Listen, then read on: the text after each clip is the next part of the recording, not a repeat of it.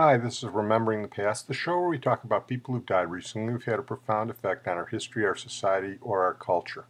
Tonight we're going to start out with Al Feldstein, who died recently at the age of 88. Nice Jewish boy from Brooklyn. Al was the editor of Mad magazine from the mid-50s through the mid-80s, when the magazine was most creative as a cultural touchstone for American humor and satire. Bill Gaines was the publisher of Mad magazine and a lot of other comic books. He originally gave the editor job to Harvey Kurtzman, who was a genius in his own right, but when Kurtzman left for Playboy, he gave the job to Feldstein, who employed great writers and illustrators to create the classical Mad magazine that we know today. Mad developed out of the comic book controversy of the early 1950s, where they were thought to be a gateway to juvenile delinquency.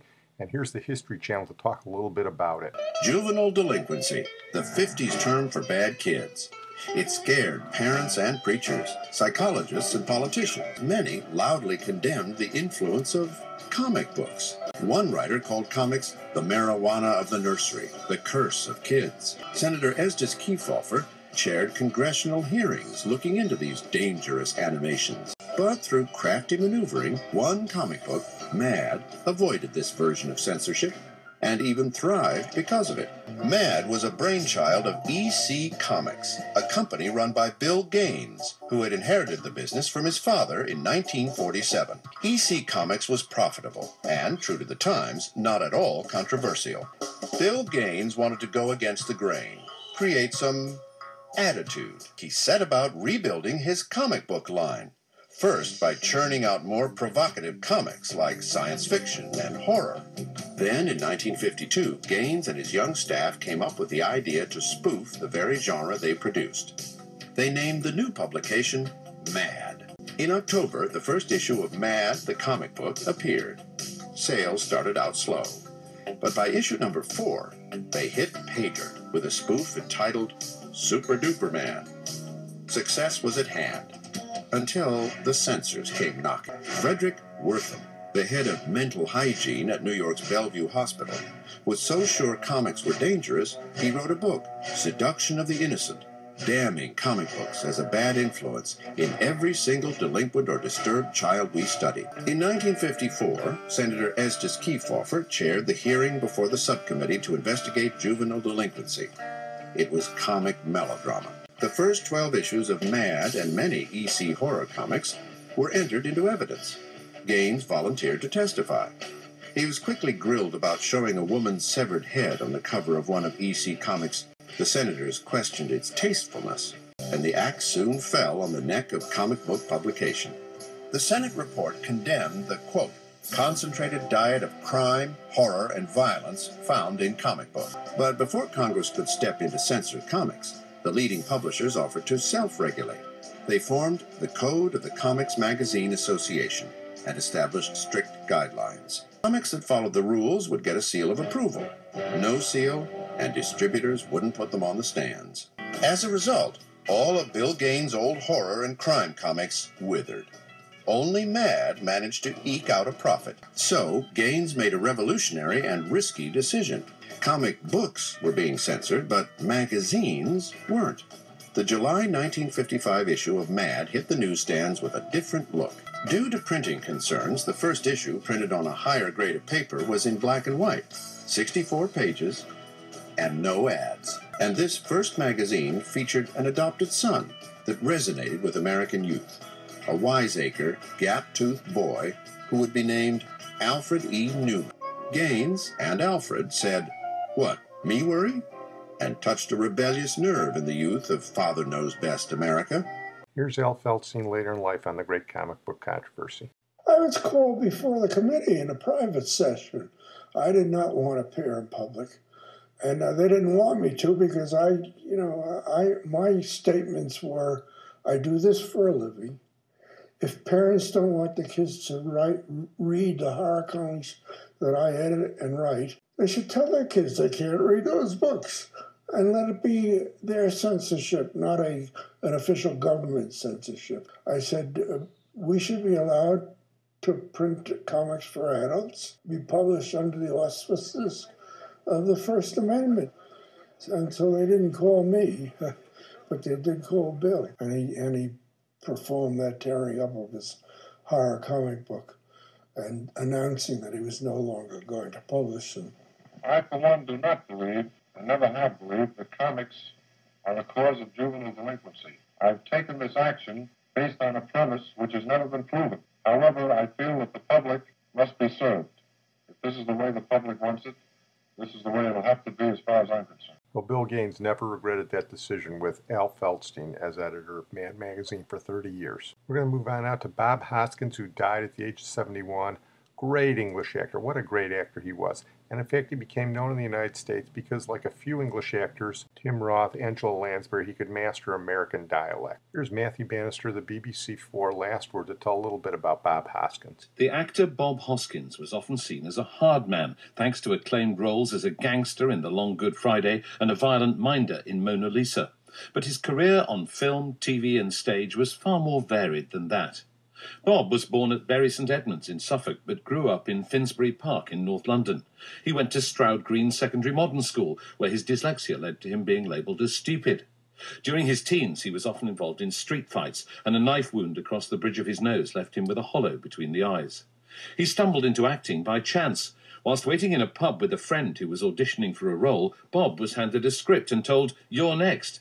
He landed the part, and his friend became his understudy. American audiences learned about him when he got the role as the detective Eddie Valiant in the 1988 mixed animation film Who Framed Roger Rabbit. Here he talks about playing opposite Jessica Rabbit, the beautiful tune voiced by Kathleen Turner channeling Veronica Lake. Bob Zemeckis said to me, "I want you to think up your total sexual fantasy." Yeah, I know.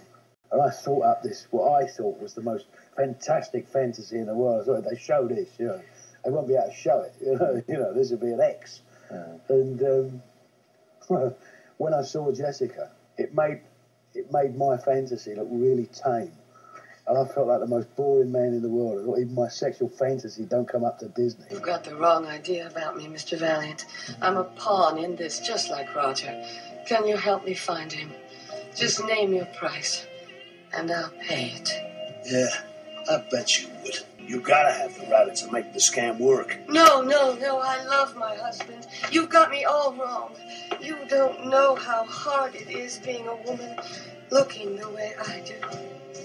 Yeah, well, you don't know how hard it is being a man looking at a woman looking the way you do. He had a wonderfully varied career. He got an Oscar nomination for his work in Mona Lisa. He did a great turn in Cotton Club. He was on the stage in Guys and Dolls in London.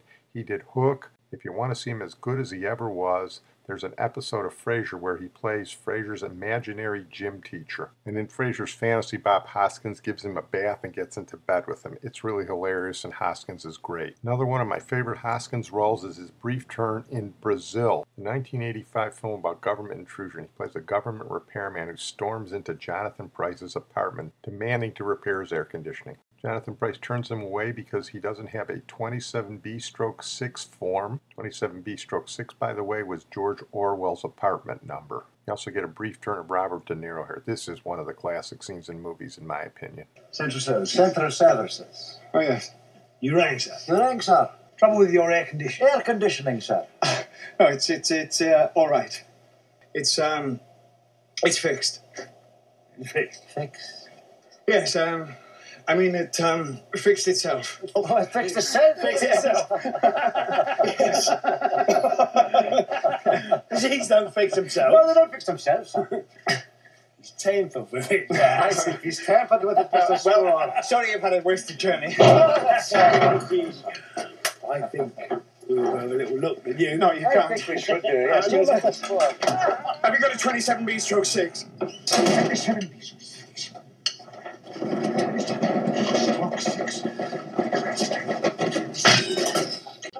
Now look what you've done to it. Well, have you got a 27B/6? Not as such. Get one. All right, son. It's all right. It's all right. Sorry, I'm a bit of a stickler for paperwork, you see. I mean, where would we be if we didn't stick to the correct procedures? We'll be back. We'll be back. Fix it. Thanks for coming. We'll be back, you little bastard. Thank you. Show you. Thanks, Lowry. You're a good man in a tight corner. Great stuff, but when we talk about Bob Hoskins, we have to concentrate on The Long Good Friday. In my opinion, as good a gangster movie as was ever made, and yes, that includes The Godfather and Godfather 2. New York writer Karen Moline wrote a biography about Bob Hoskins, and his East End gangster character Harold Shand is one of the great characters in movies, the equal in every way to Don Vito Corleone. I don't know if The Long Good Friday had the impact in America that it did in Britain. In my opinion, it's the best British gangster movie ever made. I don't think it will ever be equaled. Here's Hoskins with his upper-class Moll, played by Helen Mirren in one of the opening scenes. Oh, Christ, Harold, she's always worse when she's going to church. Mother's got really religious in her old age, isn't she? Church 3 times a day. It's Good Friday. Have a Bloody Mary. She thinks Paula is an angel and I'm the devil in disguise. Ah, well, me and Paula have only been divorced 10 years, love. Give her a chance to get used to it. Cheers. Cheers. Have you organised everything? Yeah, it's coming along. Charlie should be landing about now.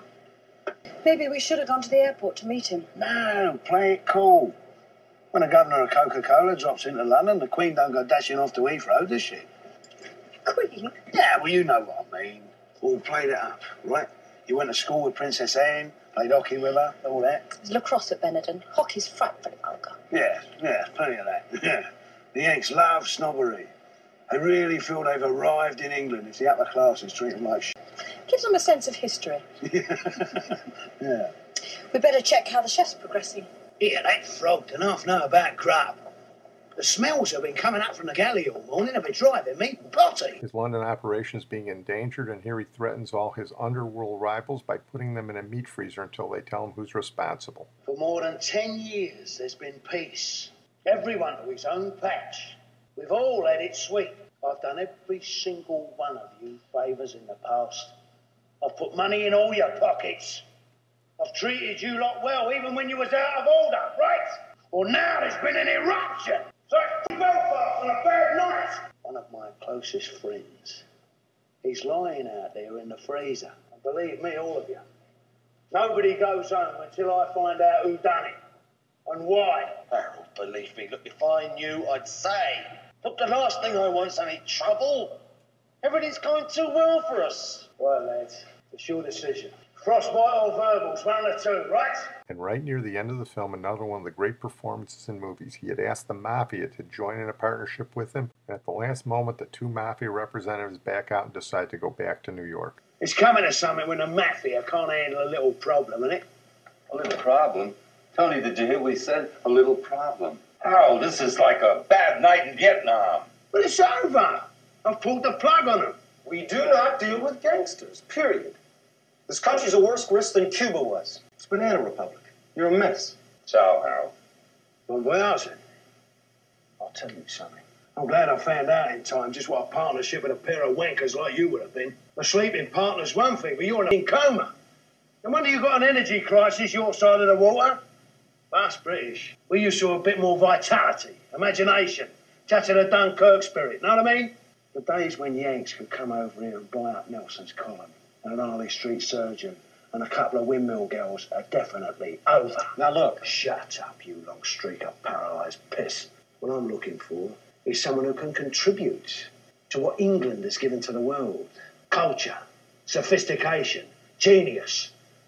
A little bit more than an hot dog, know what I mean? We're in the common market now. And my new deal is with Europe. I'm going into partnership with a German organisation. Yeah, the Krauts. They've got ambition, know-how, and they don't lose their bottle. Look at you, the Mafia. You definitely have to check that out. I'm going to close on that note. I want to thank my producer, Sid Taps. Our closing theme will be the theme at the end of the movie, right after that scene, where Bob Hoskins is kidnapped by the real saboteurs, the IRA, including a young assassin played by Pierce Brosnan. Hoskins is driven away at gunpoint, doesn't say a word for the last 2 minutes of the movie, contemplating his fate. Watch some great acting with just facial expressions set to this music by Francis Monkman.